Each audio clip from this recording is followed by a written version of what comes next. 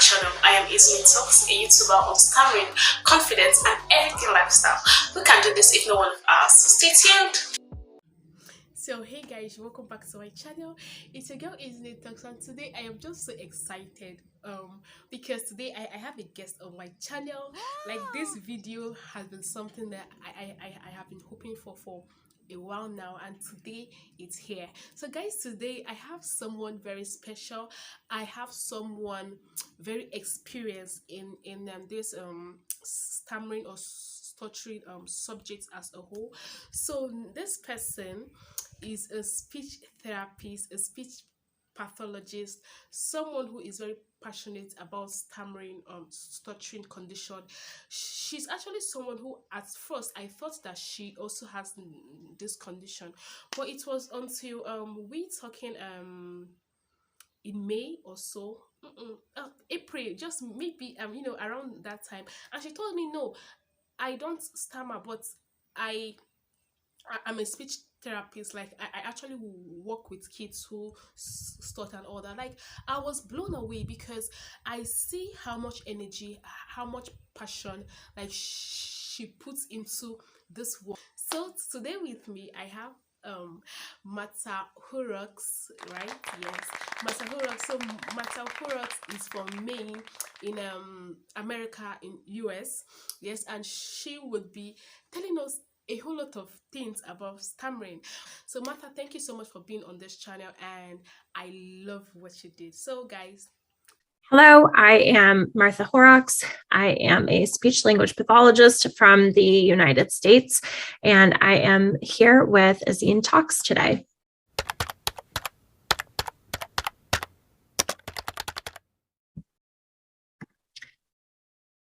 There's lots of different approaches for therapy for people who stutter. And so it really depends on the speech therapist that you talk to. But for me, therapy for people who stutter looks like supporting them to feel confident and comfortable when communicating, supporting their experiences with stuttering, and helping to plan ahead and problem solve challenging communication moments that come up.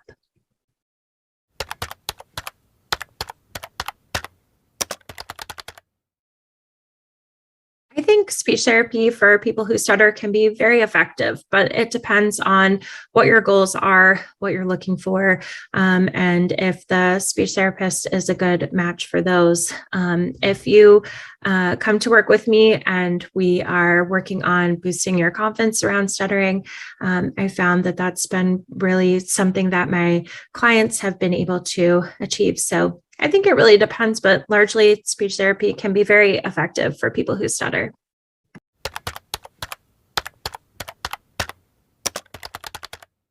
Some factors that ensure a successful outcome are if you're really on the same page with your therapist about what your goals are. If you have goals and the therapist has their own goals for you, then it's likely that you won't feel that therapy is very successful. That being said, sometimes clients come to me and have goals that I won't be able to help them accomplish sometimes. And I work with children.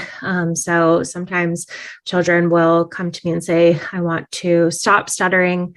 And we know through a lot of research that that people who stutter will continue to stutter in some way. And so I want to make sure that if that's their goal, that we're being realistic about what we can accomplish, and that we discuss what meeting their goals might look like.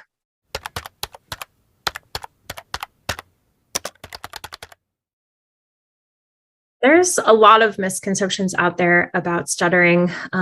Something that I hear a lot in the United States is that people who stutter are very nervous, that they have forgotten what they want to say. And then sometimes there's a lot of stigma towards people who stutter that is that can be really triggering. That's pretty negative around intelligence.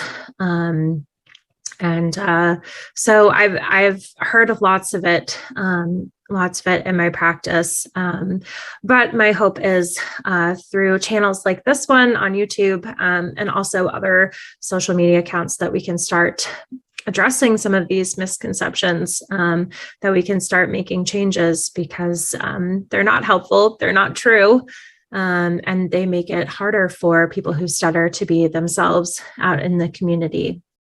Yes, of course, that is the point. True channels like mine, Isn't It Talks, true so many channels I've seen on Instagram, like your stammer body, like Martha also, like my Stutter and I, true channels like Stutter conversations, like there have been a lot of platforms that I have seen on the internet, on Instagram, that would actually tell the public more about stuttering.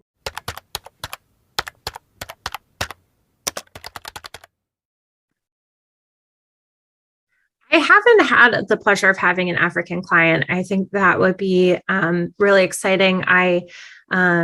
Right now in my practice, I said I live in the United States. I live in Maine, which is in the top northeast corner of the United States. And right now in my practice, I just work with children from Maine. But maybe sometime in the future, I think that would be really neat.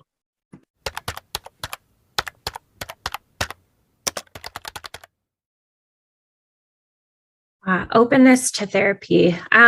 Well, this is an interesting question because I work with children, and so children often are not the ones that are bringing themselves to speech therapy. Usually it's their parents. And so sometimes kids who stutter are a little bit are not really interested in therapy. Sometimes they feel perfectly fine with stuttering. Sometimes they don't want to talk about stuttering. So it's really a different experience. And really, again, making sure that we are on the same page about our goals, making sure that we have a common understanding of why they're at therapy. Those things usually help.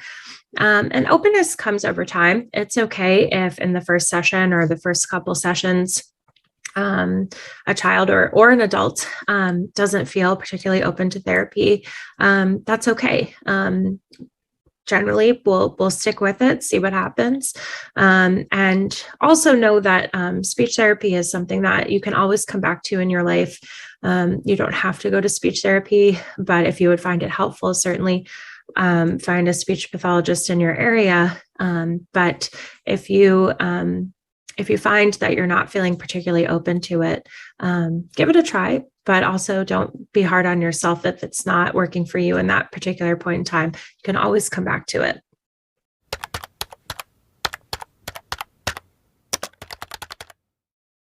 My focus during my sessions is to help my clients be as confident and comfortable as communicators as they can be. And so that might look like making stuttering feel easier. That might look like building up their self-esteem as a person who stutters, helping them to be more kind to themselves, working on self-advocacy as a person who stutters. There's a lot of different things that we can focus on depending on what they need the most support with, what situations they're running into in their lives. But really, I'm doing a lot of listening about their experiences and then seeing where I can be the most supportive.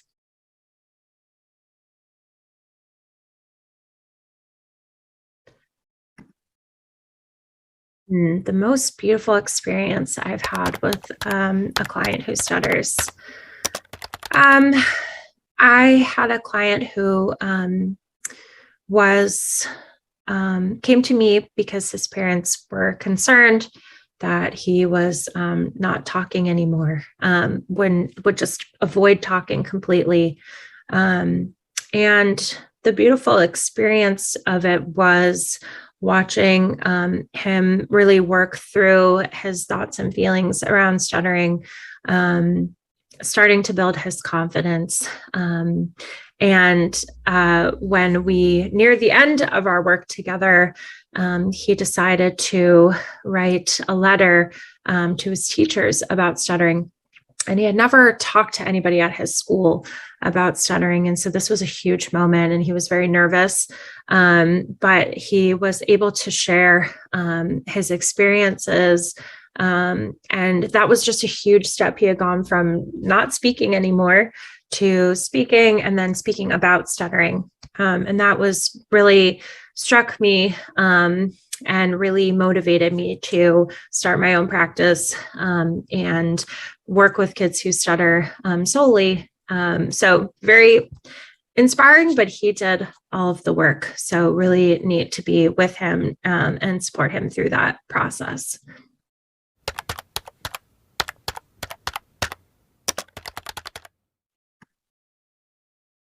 I don't know that I've had a worst experience with a person who stutters. I feel like, I don't know, none of them have been bad experiences. I think what can be really challenging is when parents of children who stutter and children who stutter are on different pages. So it can be hard if parents who stutter, parents of children who stutter are experiencing their own thoughts and emotions about stuttering, and then take that out on their kids, or put a lot of pressure on their kids.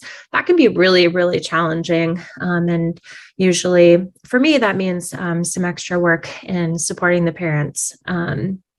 But those are challenging experiences, but I don't think I've had bad experiences. I really enjoy working with people who stutter. I really enjoy my job.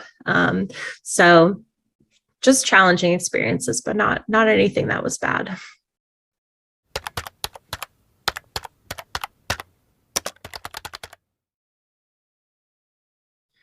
A word for people who stutter. If I could talk directly to people who stutter, I would say, that I want to hear your voice. We want to hear your voice. Don't be afraid to speak up. You have a unique voice that we all want to hear.